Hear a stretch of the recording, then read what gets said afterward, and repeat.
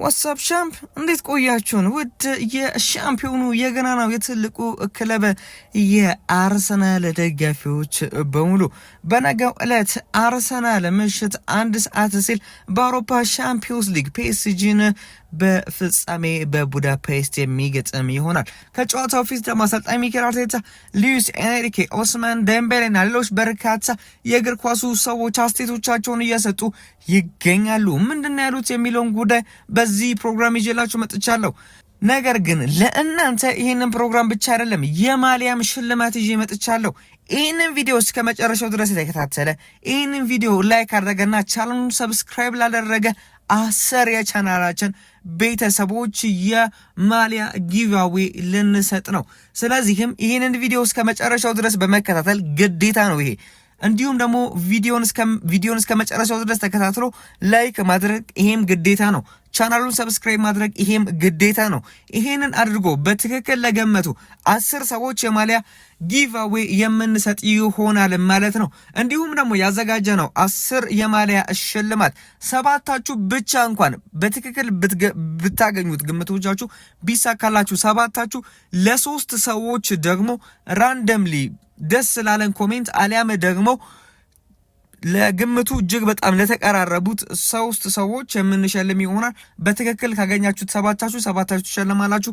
5 ሰው በትክክል ካገኘው 5 ሰው፣ 10 ሰው ካገኘው ለ10 ሰው፣ 9 ሰው ካገኘው 9 ሰው፣ 1 ሰው ካገኘው ለ1 ሰው እንሸልምና ከዛም በኋላ ቀሪውን 9 ደግሞ ማሊያ የምንሸልመው ራንደምሊ መርጠን አሊያም ደግሞ ለግምቱ በጣም የተቃረበ ሰውን ደግሞ 9 ለ9 ሰው እንሸልማለን ማለት ነው። አንድ ሰው ብቻ በትክክል ላገኘ። ስለዚህም 10 የማሊያ ጊቫዌ በእርግጠኝነት እንሰጣለን ማለት ነው። ስለዚህም የድል ጉዳይ ስለሆነ ሁላችሁም ይህንን ቪዲዮ እስከ መጨረሻው ድረስ መከታተል፣ ቪዲዮን ላይክ ማድረግ፣ ቻናሉን ሰብስክራይብ ማድረግና ኮሜንታችሁን በቃ ደስ ያላችሁን ውጤት ኮሜንት ላይ ጻፉልን። እድለኛ ሆናችሁ በትክክል ባታገኙት እንኳን የማሊያ አሸናፊ ልትሆኑ ስለምትችሉ ማለት ነው።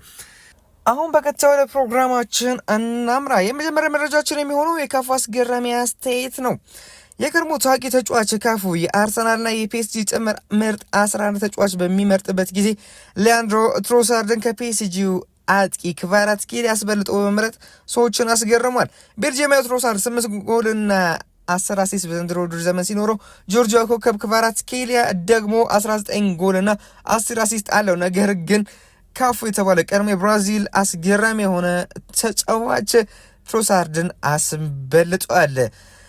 በወረቀት ላይ የፒኤስጂው ክቫራትስኬሊያ ጠንካራ ቢመስልም ካፉ ግን ትሮሳርድን መርጧል። ይህ የፒኤስጂ ኮከብ በሳምንቱ መጨረሻ ለአርሰናል ትልቅ አደጋ ስለሚሆን በጥብቅ መያዝ እንዳለበት በተለያዩ የቀድሞ የአርሰናል ተጫዋቾች እየተነገረ ቢሆንም ነገር ግን ካፉ ከክቫራትስኬሊያ ይልቅ ትሮሳርድ ያስፈራኛል እያለ ይገኛል።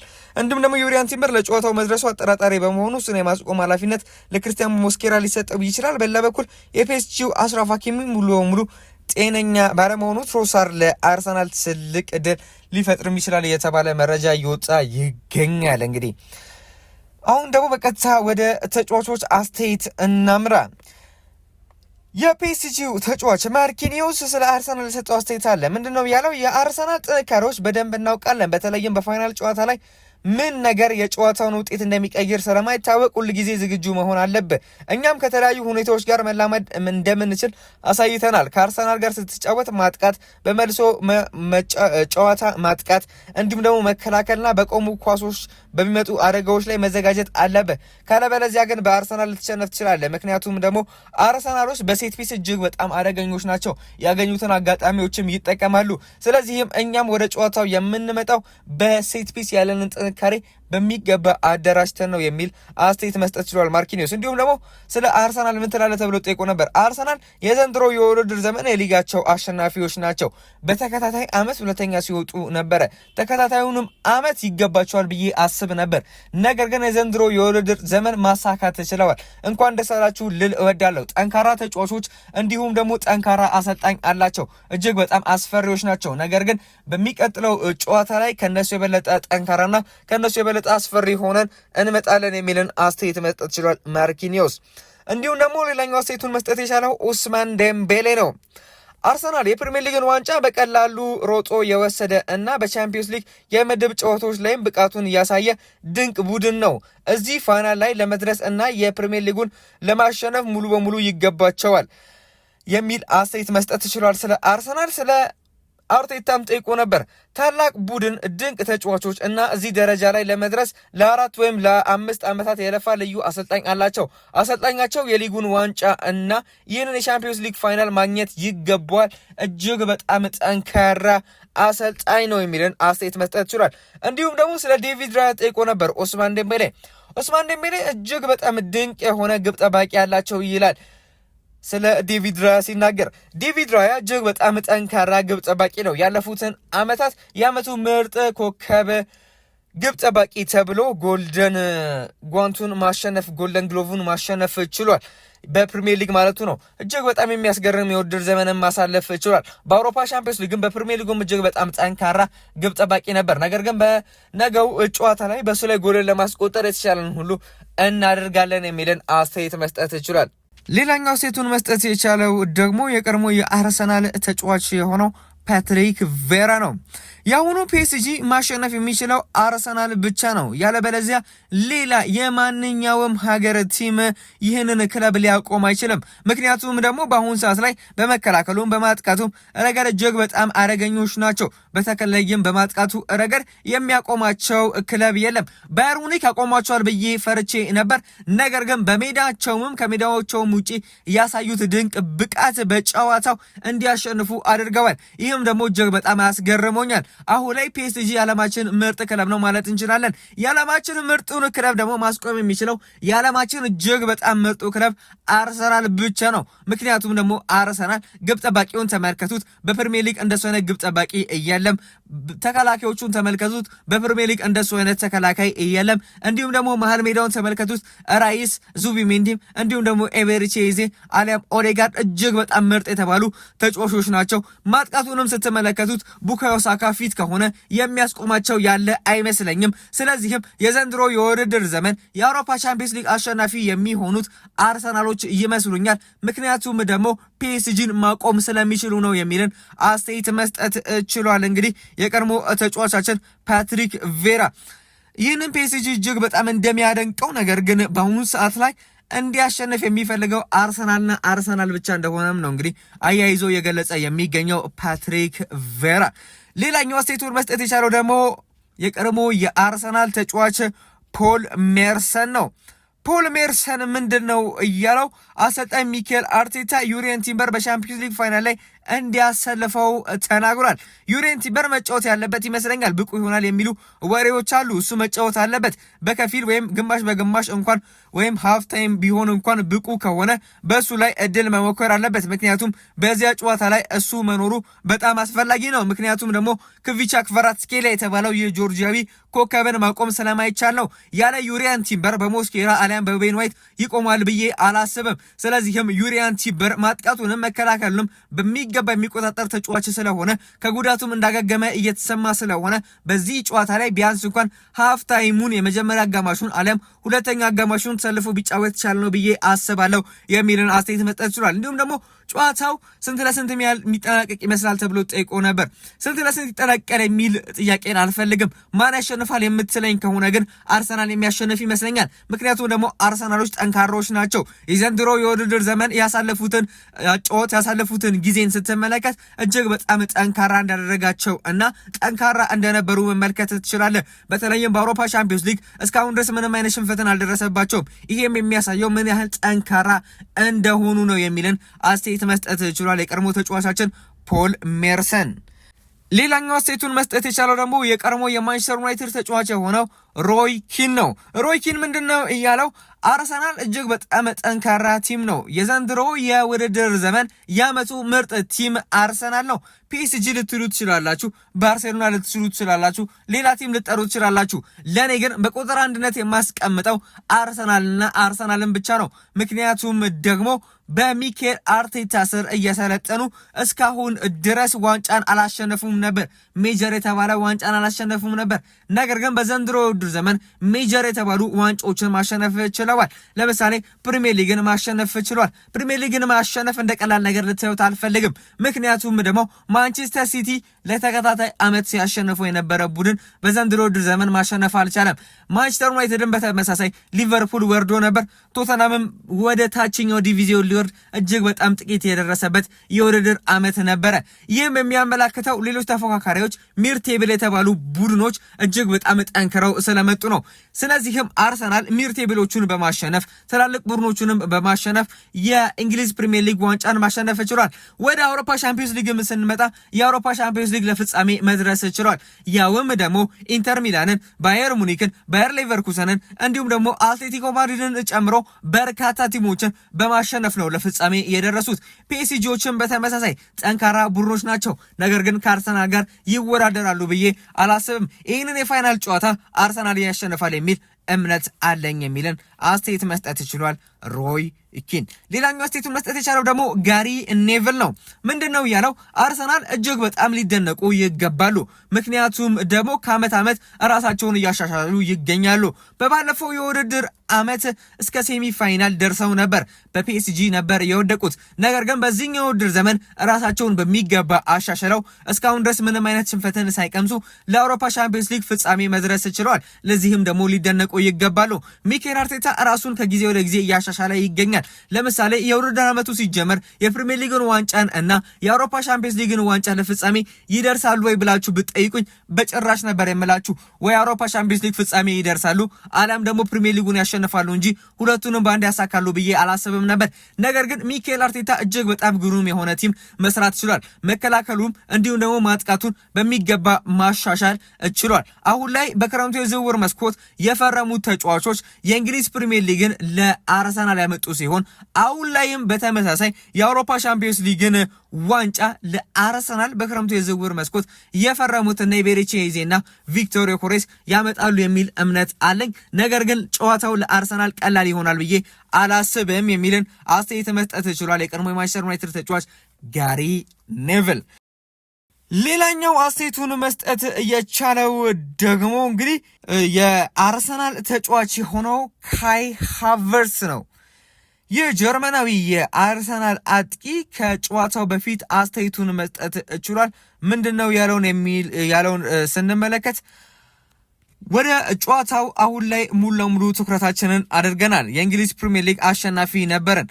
ነገር ግን አሁን ላይ ደስታችንን ከዚህ በላይ መቀጠል የለብንም። ምክንያቱም ደግሞ ከዚህ በላይ የሚያስደስት ጊዜ ከፊት ለፊታችን እየመጣ ይገኛል። ያንን የሚመጣውን ጊዜ ደግሞ በሚገባ ለማድረግ ወይም ደግሞ የሚመጣውን ጊዜ ወደ ደስታ ለመቀየር ደግሞ አንድ ጨዋታ ይቀረናል። ይህንን ጨዋታ በድል ለመወጣት የተቻለን ሁሉ እናደርጋለን የሚልን አስተያየት መስጠት ችሏል። እንዲሁም ደግሞ ስለ ፒኤስጂ ጠይቆ ነበር። ፒኤስጂ በጣም ምርጥ ክለብ ነው። በተለይም በአውሮፓ ቻምፒየንስ ሊግ የአምና አሸናፊዎች ናቸው። እንዲሁም ደግሞ አምናኛን ማሸነፍ ችለው ነበር። እጅግ በጣም ጠንካራ ቲሞች ናቸው። ነገር ግን እኛም ጠንካራ ሆነናል። በተለይም በዚህ የውድድር ዘመን ራሳችንን በሚገባ ፈትሸን አይተናል። ስለዚህም የአውሮፓ ቻምፒየንስ ሊግን ለማሸነፍ ጓግተናል። ይህም ዋንጫ ይገባናል የሚልን አስተያየት መስጠት ችሏል። እንዲሁም ደግሞ አሁን ላይ ሙሉ ለሙሉ ፊት ነው ወይ ተብሎ ጠይቆ ነበር። አሁን ለጨዋታው ሙሉ ለሙሉ ፊት ነኝ፣ የምሰለፍበት እድል ያለ ይመስለኛል። ባለሰለፍና ዋንጫውም የግላችን ብናደርግ ደስ ይለኛል የሚልን አስተያየት መስጠት ችሏል የተጫዋች ካይ ሃቨርትዝ። ሌላኛው አስተያየቱን መስጠት የቻለው ደግሞ ዴክላን ራይስ ነው። በልጅነት የሻምፒዮንስ ሊግ ምሽቶችን የምድብ ጨዋታዎችንና ፋይናሉን በቲቪ እያየ ታርጋለ። ከዚያም በድንገት ራስን በዚያ ቦታ ላይ ለፋይናል ጨዋታ ጥቂት ደቂቃዎች ሲቀሩት ታገኘዋለ። የዳኛው ማጠናቀቂያ ፊሽካ ሲነፋ በቃላት የማይገለጽ ትልቅ እፎይታ፣ ደስታና ስሜት ከውስጥ ይወጣል። ይህ ስሜት ለዘላለም ከኔ ጋር ይኖራል። ፋይናል መድረስ ራሱ ትልቅ ስኬት ነው። ነገር ግን ማሸነፍ እስካሁን ስላልተከሰተ ለዚያ የሚሆን ቃላት የለኝም። ከራሴ መቅደም አልፈልግም። አስቀድሜ መፎከር አልፈልግም። ነገር ግን ማሸነፍ አስገራሚ ይሆናል። ጨዋታውን ለማሸነፍ የተቻለን ሁሉ እናደርጋለን። እኔ በትልልቅ ጨዋታዎች ላይ የምደምቅ ተጫዋች እንደሆንኩ ማሰብ እፈልጋለሁ። በትልልቅ ውድድሮች ላይ ስትጫወት እኔ ብቻ ሳልሆን ሁሉም ተጫዋቾች በየቅጽበቱ ብቃታቸውን ማሳየት አለባቸው። ቡድናችን ባለፉት ዓመታት ይህንን አሳይቷል። በስብስባችን ውስጥ ይህ ጠንካራ አስተሳሰብ ያለን ጥቂት ተጫዋቾች አለን። በፋይናሉም ላይ ይህ ስነልቦና ያስፈልገናል። ጨዋታውን ለማሸነፍ የተቻለን ሁሉ እናደርጋለን። ምክንያቱም ደግሞ ይህ ዋንጫ ለክለባችን አርሰናል ለደጋፊዎች ይገባቸዋል የሚልን አስተያየት መስጠት ችሏል ዴክላን ራይስ። ሌላኛው አስተያየቱን መስጠት የቻለው ደግሞ ሉዊስ ኤንሪኬ ነው። አርሰናል እጅግ በጣም ትልቅ ክለብ ነው። በዘንድሮ የውድድር ዘመን ያሳየው ብቃት እጅግ በጣም ያስገርሞኛል።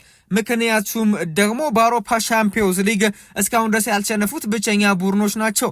የአውሮፓ ሻምፒዮንስ ሊግ ፍጻሜ ጨዋታ ደግሞ አብዛኛው ጊዜ የድል ጉዳይ ነው።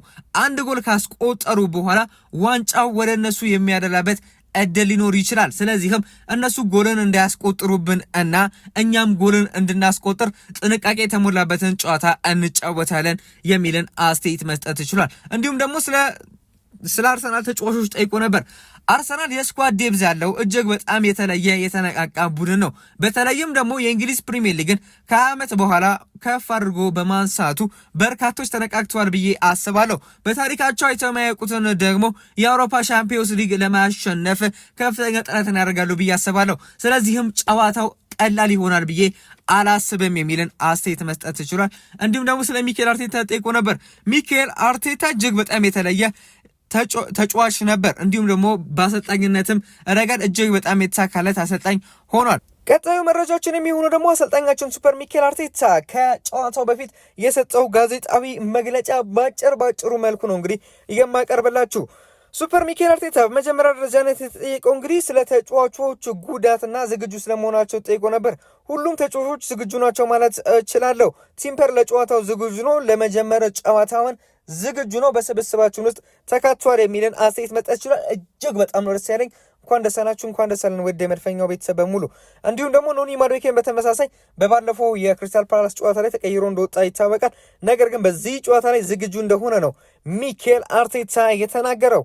እንዲሁም ደግሞ ዝግጅታችን በአስደናቂ ሁኔታና ሙሉ በሙሉ ትኩረትና አዎንታዊ በሆነ መልኩ እየተካሄደ ይገኛል። አሁን ላይ ዝግጅት እያደረገን እንገኛለን። ዝግጅታችንን ኦልሞስት ጨርሰናል ማለት እንችላለን። አሁን ሙሉ ለሙሉ ፎከሳችን በጨዋታው ላይ ነው የሚልን አስተያየት መስጠት ችሏል። እንዲሁም ደግሞ ፕሪሚየር ሊጉ በማሸነፋችሁ በአርሰናል ላይ ያለው ጫና ቀንሷል ላይ ተብሎ ጠይቆ ነበር። በጭራሽ ተነሳሽነቱ ላቅ ያለ ነው። አንድ ዋንጫ አሳክተን ሁለተኛውን እንፈልጓለን። ምክንያቱም ደግሞ የአውሮፓ ሻምፒዮንስ ሊግን ዋንጫ ለማሸነፍ ከፍተኛ ፍላጎት ስላለን ነው የሚልን አስተያየት መስጠት ችሏል። እንዲሁም ደግሞ ፒኤስጂ ሻምፒዮን ናቸው፣ እኛም እዚህ የተገኘ ነው ያንን ከነሱ ለመንጠቅ ነው። የባለፈው ውድድር ዘመን አሸናፊ እንደሆኑ ይታወቃል። እኛን አሸንፈው ነው ደግሞ ለፍጻሜ መድረስ የቻሉት። አሁን ላይ የበቀል ሰዓት የደረሰ ይመስለኛል። ጨዋታውን ለመበቀልና ዋንጫውን ወደ ደጋፊዎቻችን ለመስጠት ወደ ኤምሬትስ ለማምጣት ከፍተኛ ጥረትን እናደርጋለን የሚልን አስተያየት መስጠት ይችላል አሰልጣኛችን ሚኬል ሱፐር ሚኬል አርቴታ። እጅግ በጣም እንግዲህ ደስ የሚል መረጃዎችን እየሰጠ ይገኛል። እንዲሁም ደግሞ አሰልጣኛችን ሱፐር ሚኬል አርቴታ ጨዋታውን ለማሸነፍ ምን ታደርጋለህ ተብሎ ጠይቆ ነበር። ጨዋታውን ለማሸነፍ ለተጫዋቾች የተለያዩ ነገሮችን እንዲያደርጉ፣ ያላቸውን አቅም እንዲሰጡ፣ ያላቸውን ጉልበት እንዲሰጡ ነግራቸዋለሁ። የምንችለውን ሁሉ የምናደርግ ከሆነ ማንም ሊያስቆመን አይችልም። ዋንጫው የኛ ነው። ነገር ግን ያለንን ሁሉ መስጠት አለብን ጨዋታውን ለማሸነፍ የሚል አስተያየት መስጠት ችሏል። እንዲሁም ደግሞ ስለ ሉዊስ ኤንሪኬ ጠይቆ ነበር። ሉዊስ ኤንሪኬ እጅግ በጣም ትልቅ የሆነ አሰልጣኝ ነው። በአሰልጣኝነቱ ብቻ ሳይሆን በግለሰብነቱ በሰውነቱ ራሱ ሊከበር የሚገባው ትልቅ ግለሰብ ነው። ምክንያቱም ደግሞ የእሱን ታሪክ ስታጠና ወይም ደግሞ የእሱን ታሪክ ስታውቅ ላታደንቀው እንዲሁም ደግሞ ላታበረታታው በጭራሽ አትችልም። እሱን የማውቀው ገና በባርሴሎና አካዳሚ ስር እያለው ነበረ። ለታዳጊ ተጫዋቾች የሚሰጠው ምክር እንዲሁም ደግሞ የሚያበረታታበት መንገድ እጅግ በጣም ያስገርመኝ ነበር። በአሰልጣኝነቱ ጊዜ ብቻ ሳይሆን በተጫዋችነቱ ጊዜው ራሱ እጅግ በጣም የማደንቀው ተጫዋች ነበር። አሁን ላይ በአሰልጣኝነቱ ጊዜው ደግሞ እጅግ በጣም የማደንቀው አሰልጣኝ ሆኗል የሚልን አስተያየት መስጠት ይችላል አሰልጣኛችን ሱፐር ሚኬል አርቴታ።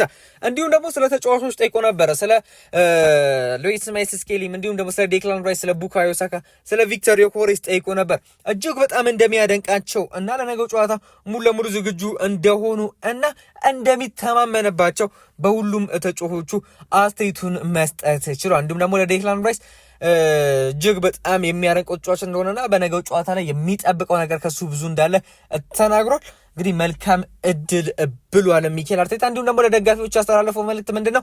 እስከዚህ ሰዓት ድረስ ለኛ ስትዋጉ እኛን ለመደገፍ የተለያዩ ርቀቶች ቦታ ላይ ስትሄዱ ነበር። የመጨረሻችሁ ይመስለኛል በዚህ የውድድር ዘመን የምታደርጉት። ስለዚህም ያላችሁን በሙሉ በጨዋታ ላይ አድርጉልን። እኛ ከናንተ ብዙ እንፈልጋለን።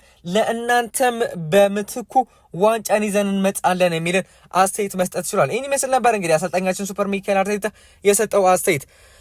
ለዛሬ ያዝላችሁ ፕሮግራም ይህን ይመስል ነበር። እስከ መጨረሻው ድረስ ከተከታተላችሁ ላይክ እና ሰብስክራይብ ስለምታደርጉ እጅግ አድርገን እናመሰግናለን። ባይ ባይ። መልካም ጊዜ